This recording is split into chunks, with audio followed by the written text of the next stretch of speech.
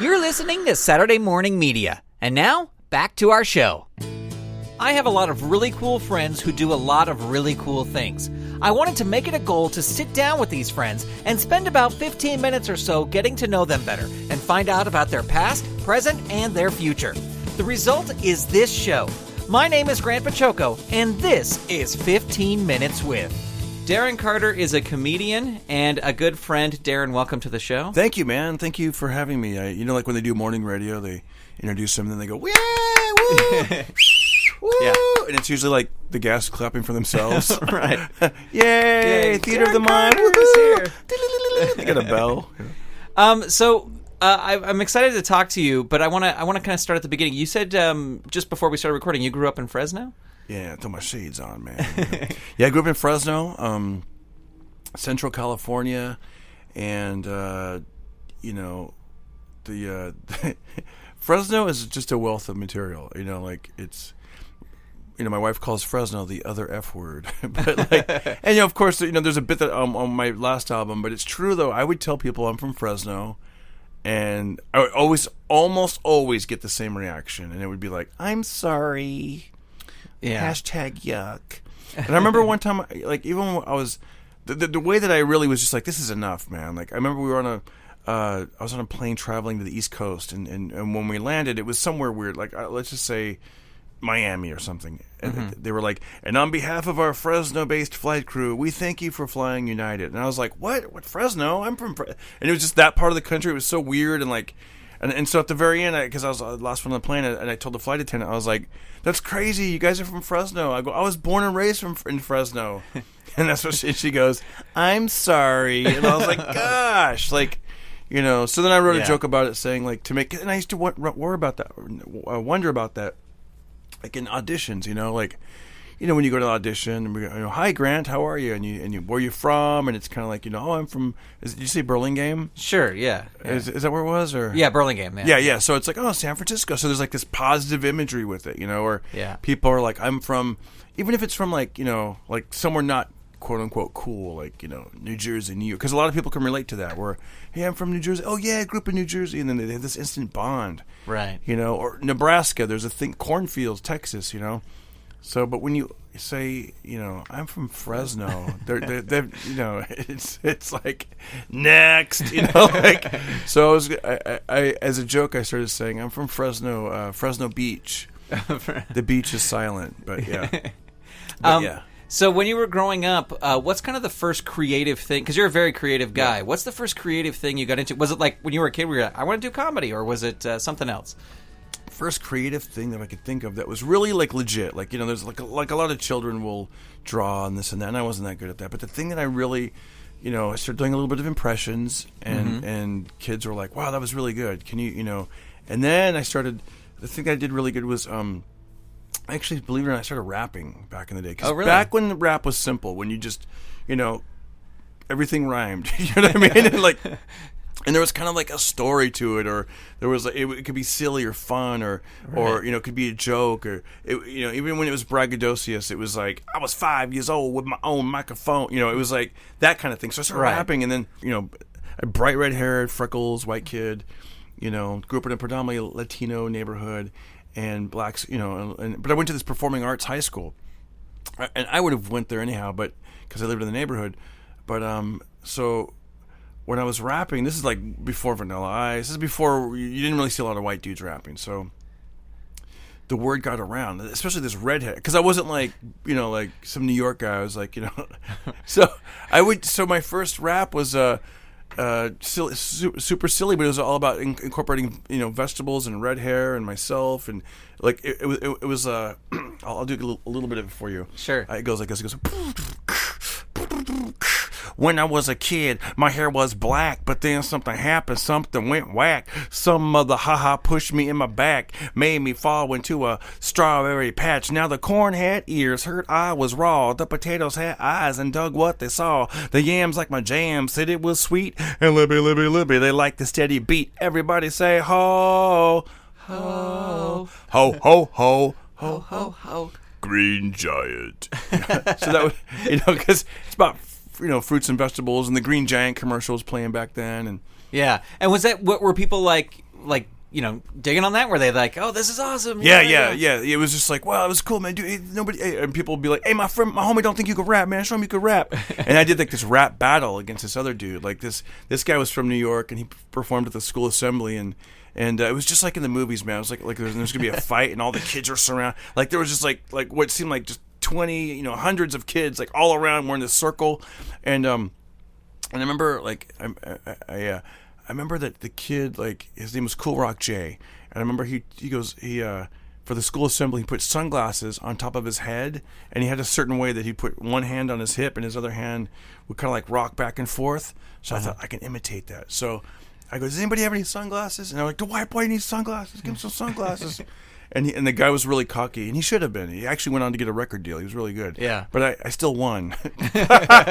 And he goes, all right, you go first. And I was like, all right. But you know, my voice was more like, okay, all right. I put the sunglasses on, and they right when I started rocking back and forth, and they were like, oh, oh man, he's imitating.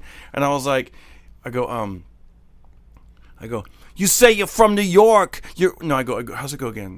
That was not how it went. Wait, we're going back to the 80s. How'd it go again? It goes. Oh yeah. It goes. You say you're from New York, but you're really just a dork, like Porky Pig or Piggy Pork. You're Cool Rock J. J stands for joke, and that's all, folks. That was part of it. Yeah. Oh yeah, I forgot the other part. Well, whatever. But that was the big, you know, you rhyme, slime, slobber, and stutter. Your lips stick together like chippy peanut butter. You say you're from New York, but you're really just a dork, like Porky Pig or Piggy Pork. You Cool Rock J. J stands for joke, and that's all, folks. And it was like, whoa! And I hit him with the punchline, and then and everyone was like running around doing cartwheels. And, oh my goodness, oh Lord! You know, just like those, like the Blues Brothers in the church movie when they're doing flips and stuff down the aisle. Yeah. And then the principal broke it up. Hey, break it up! And so that's really, I won technically because he didn't get a chance to. He didn't get to go. Yeah, but yeah. And were your parents supportive of the rapping and all that stuff? No, in fact, that's I think made it. I gotta be honest, it kind of made it better, which is weird because I'm so supportive of my kid, but I'm like, well, because he's 8, gonna be 9, and he does these characters and voices, and I love it. I'm like, yes, you know. Yeah. But my parents, it was really, you know, they were very very strict, you know, and we you know, it was sort of like the vibe at home was like children are to be, you know, seen and not heard, that kind of thing. And you know, we'd go to church Sunday morning, Sunday night, Wednesday night, and you know, and I'm adopted, so it was like foster home. So it was like, you know, I you know, being an adult, I'm like, okay, I could see why they probably were like, hey, these kids come from, you know, let's try to raise them right. So it was super strict. In fact, like, do you remember what was that movie where they got in trouble for dancing? I think Kevin Bacon. Oh, Footloose? Yes, Footloose. Footloose, okay? yeah. Because I don't think I've ever seen that movie, but I've mentioned this, and people mention Footloose. Like, so, you know, you gotta remember, this is the 80s, man. This is like Michael Jackson, moonwalking, breakdancing. I was doing that, like, in the kitchen floor, and there were, and I was like 14 or 15, and my mom was like, dancing is a sin. And I'm like, what? Like, this is the first I've heard of it. Like, I never heard that it was a sin, and I was just, and it was like super popular, so. Yeah. So I was sort of like, I would try to basically go to my room and be super creative and like, not, you know what I mean? That was my world. Yeah. It's like, okay, this is like your escape. Yes, like escape. I would, you know, be funny in the tape recorders and write stuff, and I didn't really do much around them. You know, it's like right after high school. Did you go on to college? Yeah, I went to community college for 3 years, and when I was at Fresno City, and I would like you know, that's where I started to get. I was on the speech and debate team, and I would, you know, sort of make these speeches, but they were basically stand-up comedy routines. Right. And I remember the big note I would always get was like, "Hey, it's really funny, but you need more of a point." You know, like there has to be a, you know, you can't be like freedom of speech. It's important, and here's Kermit the Frog, you know, whatever. Yeah. So I would do that, and we'd get to travel around and do competitions. You know, it's called forensics, but I went to nationals, and it was awesome, man. It was really a great. So I think that these kids that are, you know, they get into trouble and stuff, I think they just don't have direction sometimes, because, you know, once I found direction, it was on. Yeah, you were off. When you have direction, you're like, this is funny. Throwing a rock at an old window of an abandoned building, that's funny. You realize, like, someone probably owns that building. Like, you know, I really think that, you know, when kids get into trouble, it's because they don't have like a positive outlet. Right. You know, So what was you were doing the forensic stuff, but what was the inspiration to, I'm going to go do stand up? Was it like people telling you were funny? Yeah, it really was. It's like, it's so funny. I guess everyone has their own path, you know. Yeah. That was my path. Yeah, on. sure. It was like, I remember, I remember this girl specifically, like when I was like 14, she was like, you should be a comedian. And I remember like career day was like that week. And I'm like, she's right. You know, I've been hearing this. Like, what is a comedian? How do you? And I was walking around from booth to booth and there weren't any comedians. There's no comedian booth, yeah. And I was like, is this a real career? Like, what? The closest I could find was radio DJ. You know, morning DJ, but it was morning DJ because they would you know, remember that when you'd look up like, what does a postman make? Because there was do you remember that there was like a checklist? Do you like walking? Do you like being outdoors? Do you like this? Do you like that? And you're destined to be a postman. I was supposed to be a right mailman because I like to be outside, which I don't really like to be. I do like to be outside, but I don't like the sun, so yeah, I would just deliver mail like you know, like. At night, pull up in the truck and throw it. Yeah, maybe like around 7 once it cools down. But so starting doing comedy, did you just start like we all do, open mics, all that kind of stuff? Is that how you began? What area were you in Fresno for the first year, which is great because it was totally off the map. I mean, even you know, it's just, I mean, back then especially because it, you know, like you could basically run around town and not be good, and nobody would know. Like that's where I really learned between the speech classes and doing those they were like book shows actually.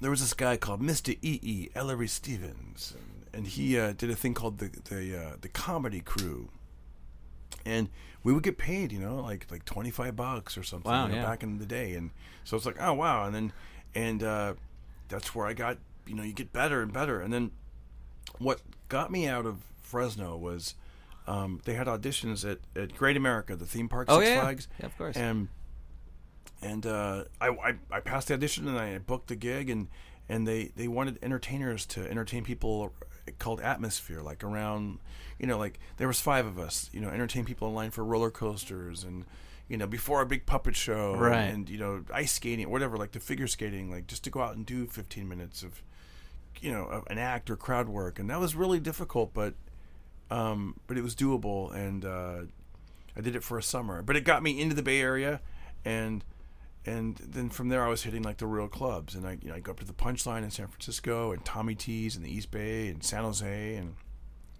well, and I bet doing, I mean, even, you know, you think doing a summer of theme park crowd work, I bet you learn just so much doing that, though. You do, man. You learn a lot, and then you learn. You know, back then I learned like things that I think are funny and are funny with my friends. You know, like could be offensive, you know, like I'm not even an offensive type of comedian at all, especially now. But like back then, I remember like I did this one thing, and I remember this girl was like crying, and I was like, what? She might have been overreacting, but at the same time, I'm like, oh, that's when the light bulb went off. Like, oh wow, I gotta kind of, you know, and also I choose not to, like some comedians are like they probably love that, like. You know what I mean? They I walked the crowd, made them cry, spoke my truth. Yeah. Get used to it, honey. You know, but I was more like, you know, like, oh, okay, I don't want to do that. Right. You know, like I don't like, even when I don't know if you've ever done this. I remember early on, you know, like because I've been doing comedy since 90. So I remember early on getting in over my head. You know, this one guy was like, you know. Gave me, you know, I'll pay you good money to do my Christmas corporate gig for a car dealership. And at the time I was like 23, and most of the employees were in their 40s and above, and I just wasn't their cup of tea. And then you're just like up there flailing and bombing and like, you know, I just and I remember several of those. And they're like, he's like, do 30, and I'm thinking, all I got is 30. Like, you know, like everything I got, like, he's like, keep it clean. I'm like, I'll try. You know, can I just do 12? Like, you know, right. Since then, I mean, you've gone on, you tour all over the place. You've released multiple CDs. You are someone who is always working. I wanted to ask. Do you like, because you have a brand new CD out, you've released several of them, but you have this new one, The Party Continues. Do you do all this yourself, like release the CDs and all the business stuff yourself? That's the best way to do it. Like, my first one, I had help from a small label record company, and once I kind of learned, like, oh, wow, okay, I know how to do this. And also, as time has gone by, technology, and you know, for any artist that's out there, any performer, in my opinion, do it yourself, because you know, you get the royalty checks, and I see because I'm an owner and also a performer, and I'm like, oh, it's better if I'm both. You know? Right, exactly. It's better if I'm both. And you could do it now. Back in the day, you kind of had to wait for like a major label, and you know, and you know, and then they do things, you know, to the artists even now, like where like, you know, hey kid, you're gonna get $1,000. And they're like, really? And then you'll never see, you know. And right. You got to buy your own product from them, and you know. Right. But now it's like I write the material, work on it. I'll have, you know, dates coming up, and I'm like, oh, like this last one I recorded at the Comedy Store, you know, in La Jolla. I headlined down there, and I'm like, oh, I know a producer down there, and he hung some mics up, and we recorded 2 shows, and I'm like, this is it. And it's great because I read this great quote. It said, without a deadline, a goal is just a dream. And so I'm like, you know what? Deadlines can be good if you really want to do something. Yeah. You know? Like, otherwise you're like, yeah, I'm going to record this thing, or I'm going to do this. But if you're like, nope, you know, and that goes even like this podcast, you know, you're like, hey, what are you doing Wednesday? You want to come by? Let's do it Wednesday. These, you know, and I'm like, let's do it. Because otherwise it's like, hey, let's do the podcast this summer. And then sometime we'll do it. Yeah, you know. Yeah, well, and another thing that you are really an expert at, and we'll plug all your social stuff at the end, but you're really good with social media and interacting with people, even more than I think some other people. And that seems to be something that's very important to you, is the social media aspect. It is. You know, I hire a guy. No, I'm just kidding. It's so important. I'm like, I farm it out. Yeah, I farm it. Answer these peons. You know, make them favorite everything they say. Give them a like. No, in fact, it's funny you said that. Like, I've been interacting even more. Like, that's like, because I used to think like, oh, I kind of want my time. This is the wrong way to do it, I think. Like my Twitter timeline. Mm-hmm. I used to be like, oh, I just want to put jokes out there, jokes and dates that I'm performing. And I realized that's really vanilla and boring to people. Like what if you look at anyone who's successful at that, they're constantly like interacting with people. Like, I used to think like that it would ruin it if you see the @reply. It does. No one cares. In fact, it actually does you. It's better for you. Yeah, you know? That you're approachable online. You know what I mean? Yeah. Like you're. Like, I can before, reach out. I would be like, like let's say this was 2 years ago. I would do this podcast, and then, you know, later, you know, in the day or whatever, I'd send you a text like, hey, it was really fun. And now I'm like, hey, I might as well tweet that, you know? Right. Why not? It's like, and it's both of it's just, you know, raising our profiles. It's like, and it's kind of cool, you know, like to kind of pull the curtain back a little bit and see. I like watching other people, like if I'm into people's conversations or whatever, or you know. Well, it's like that people are big on show your work, and it's like you're showing, you know, hey, look, this is what I'm doing today. This is, you know, how I'm keeping busy. Yeah. Yeah, so let's because we're nearing the end here. This is a short podcast. Oh wow! But let's talk a little bit about your writing process. Do you like sit down every day and start writing stuff? I jot notes throughout the day. That's one way I do it. Is I use an app called Evernote, and so it's on all my platforms. You know, like my Samsung, my iPod, you know, whatever. So I use that, and just because it's on me. Before I would use like a notepad and a pen, or even, and then there was a time I bought this little tiny tape recorder. Yeah. I mean, this is the best time, right? Like technology. I mean, come on, dude. Yeah. It's like if you have a joke about whatever, like, you know, like apples, you can Google like different types of apples, and it'll make the joke, you know. Because I do have a bit about apples, and I did do that. Yeah. You know, or you're even in your own mind, you're like how did that thing go again? You know, like this is a really bad example, but if you're like, was it Adam and Eve? Yes. And then you can Google Adam and Eve, and then, you know, things about the garden. There was this, whatever. So, because I wrote a bit about that, and because I was eating this apple, and it made my wife mad, and she's like, go outside. And I was, so, you know, and I wrote this whole thing where she turns into like, Darren, I'm trying to watch The Real Housewives of Beverly Hills, and you're being passive aggressive, you know. So that's interesting. Do you do a lot of research for your jokes? Sometimes I do, like if I want to really explore. But back to your question. So yeah, I you know, jot notes throughout the day, and then what I like to also do is perform, and you know, like especially smaller sets, you know, which is great here in Burbank. Go down to Flappers. Mm-hmm. I'll do, you know, 10 to 15 minutes, record it, make sure I'm doing a lot of new stuff that I want to work on. and then I'll find some quiet time, usually over a cup of coffee, and basically sit in my own audience. Put the earbuds in, listen, hit pause, tag the joke, listen to it, and be like, oh, that was really good, or I could leave that part out, or that was terrible, or oh, I like what, oh yeah, I could expand on that, you know. Yeah. And I just kind of keep. It's almost like you have a little some snow, and you're kind of pushing the snow together and making the snowball, and you're kind of packing it, and then boom, okay, I got this bit about joining the boxing gym and all the stuff that happens there, and then I have this bit about my son loving superheroes and how we all, things like that, and you start kind of grouping it together, and then September 2nd and 3rd I'll be at the Comedy Store in La Jolla, and I'm like, maybe I should record another album, and it's all, hopefully I can do it again. Well, and I think what's so great about what you just said is I think a lot of times people see comedians and they don't realize that it is work. Like it is, there is the performing element, but the sitting quiet, going through your jokes. And also, like you said, back to the social media thing, once I discovered, okay, this guy said something really cool to me once. He goes, dude, have you thought of turning your jokes into memes? Yeah. And I'm like, I was going to bring that up. I was like, no. And then I don't even know what that is. And this is about a year ago. And then he goes, dude, you need to flood the internet with your thoughts, because I think of some random stuff, whatever. Once he said to turn it into memes, I'm like, oh yeah, even something so simple as this, and this isn't that funny, like super funny, but it works on the internet, and it works like if you're plugging along with your act, you're doing your jokes, bam, bam, bam, bam. Then I'll drink a water and pause, and I'll just be like, short people have less to iron. Just that.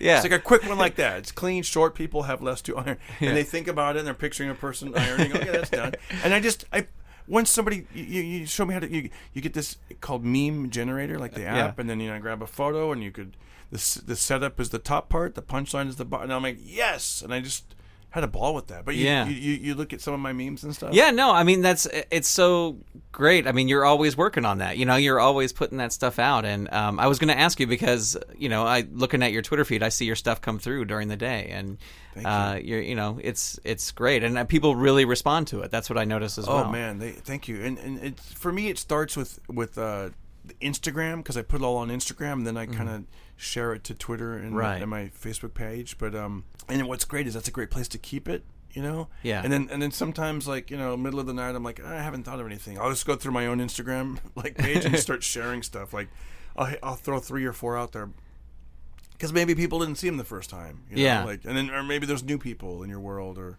well, and whatever. Another thing I think is really cool is I mainly see your stuff on Twitter, but cool.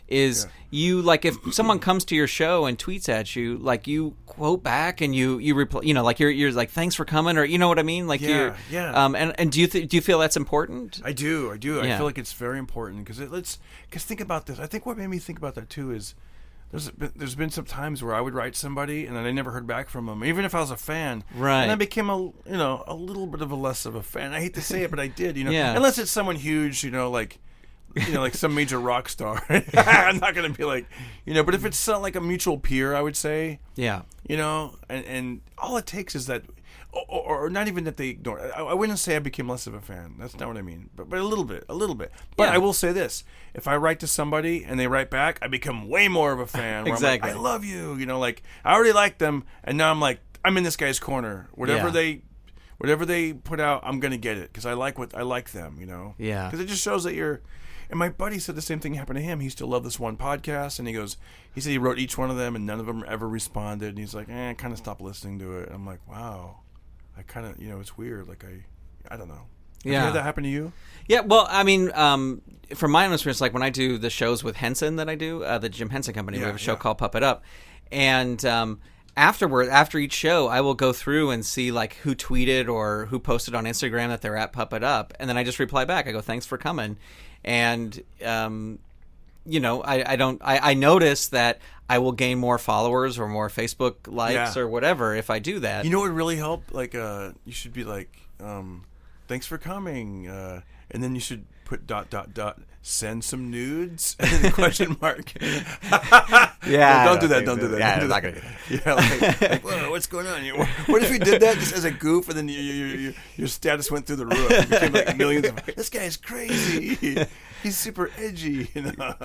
Well, let's take a listen to one of the tracks off your album. I think you said "Boring." Is that the one? That's okay? It's great because it's actually called Boring 2.0. Yeah, because I put a little bit of on my last album because it was just the germ of the idea and it was funny and everything on the last album, but then I perfected it and I was gonna stop doing it, and then I did a show with Fred Willard. Oh yeah, and it was really cool to meet him, and he goes, "I love that bit. Keep pushing that. That's really good." And then I kept hearing that enough, and then some people came to a show and they took the bit and put it on their T-shirts, and I'm like, you know what, I'm gonna. This is good. So yeah, it's called Boring 2.0, and basically it's about my son. I won't do the bit because he'll play it, but it's just the idea is that we a couple of years ago we took him to the doctor because we thought he had ADD or something, and then the doctor said that it was hereditary, and once he said it was hereditary, I was like, oh. And so, but you'll hear the bit, but yeah. Excellent. Okay, well, here is Boring off of Darren Carter's album, The Party Continues. And we live happily ever after. We thought my son had attention deficit disorder, so we took him to a doctor. Doctor goes, just so you know, ADD, it's hereditary. A lot of people get it. I don't remember what he said after that.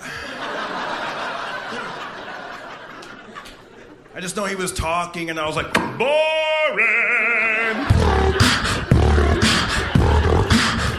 Attention deficit disorder, slow down. What? Boring! Well, that's my gift to you guys.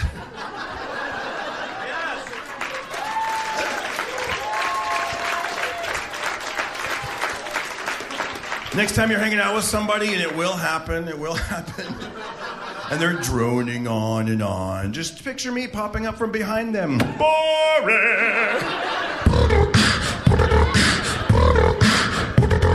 All right, bro, I'm on a new diet because abs are made in the kitchen, bro. All right, boring! Let me tell you about the exciting world of CrossFit. Boring!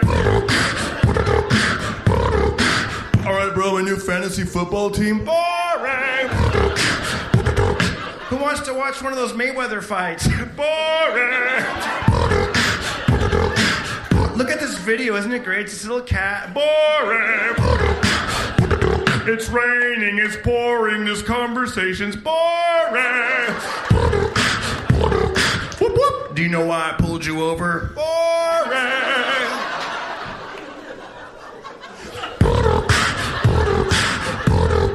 I'm trying to pump you up, you're at the office. There's no I in team, there's an I in boring!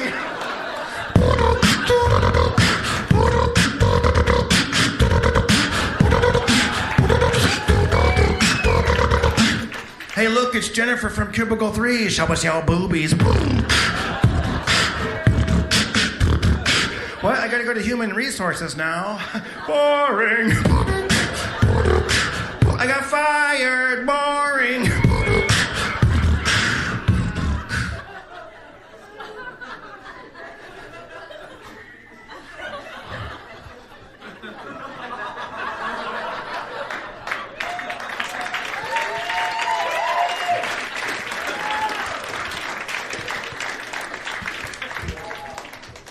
All the ladies in the house, let me hear you say hey. Hey! Nice.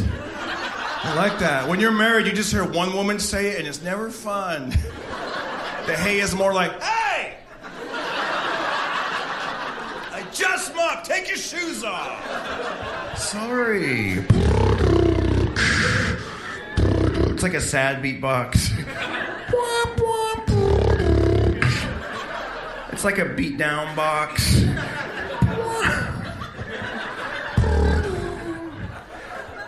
I'm kidding, man. We got married in 1997, man. We've been married, yes, I've been married 18 years.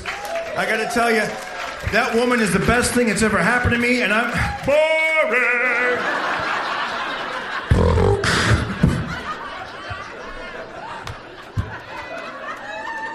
Sorry, I had to say it before you guys said it. You guys are awesome. Oh. Excellent. Darren, if people want to pick up the CD, where can they go? I iTunes, Amazon, CD Baby, all of those work. They all work. Excellent. And if people want to follow you online, where can they go to connect with you? DarrenCarter.com. But, the best is, like I said, Instagram, official Darren Carter, Facebook, Twitter, any of that stuff. All right, I will have links to all those things Thank you. in the show notes for this episode. You know what? If you guys are feeling extra nice, when you go on iTunes, can you give it 5 stars in a review? That helps a lot, as you know. And in the podcasting world, it's like... I thought you were going to say, if you're feeling extra nice, send nudes. That's what I thought you were going to say. Send nudes. No, yeah, please don't. But you can if you want. Not really, though. Yeah. Well, Darren, it ain't that kind of party. That's right. The party continues. Well, Darren, thank you so much for being on the show. I really appreciate it. The hilarious Darren Carter was today's guest on 15 Minutes With. You can connect with Darren at his website, www.darrencarter.com. That's DarrenCarter.com.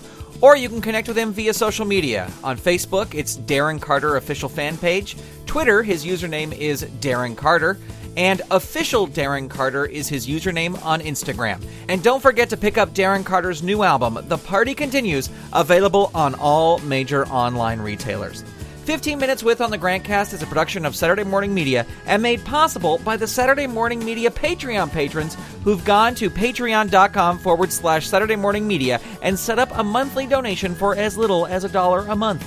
Huge thanks to Shay Stewart, Merle Lafferty, Jeff Peterson, Dale Gadania, Stephen Staver, Jackie Klimo, Melissa Crawford, Chuck, Matthew Wayne Selznick, Dave Slusher of the Evil Genius Chronicles, Mike Coughlin, Dorothy Pachoco, John D., Kathy Crawford, Brian Greer, Carrie Whitney, Chuck Tomasi, Chris Foster, Stephen Ing, Clinton of ComedyForecast.com, Vicky DeVries, Mike Wabshall, Twitter user ButsingGear, a.k.a. Wildcat, Eve Cunning, Mike Hamilton, and brand new patron, Gaston Morino. If you'd like to support the show and the other fun content from Saturday Morning Media, become a patron. Head on over to patreon.com/Saturday Morning Media and set up your donation today. You can also tell a friend about the show or leave the show a review on iTunes. And if you use iTunes, make sure you subscribe to the podcast. That way you'll get new episodes the moment they're released, and you'll also help other people find out about the show. If you have any feedback for the show, you can send it to me directly at grant@throwingtoasters.com or get in touch via Twitter, where my username is ToasterBoy. Thank you so much for tuning in. We'll talk to you next time. The GrantCast is copyright 2016 Saturday Morning Media, Grant Pachoco, executive producer, all rights reserved. www.saturdaymorningmedia.com. You've been listening to Saturday Morning Media. Stay tuned. We'll be right back.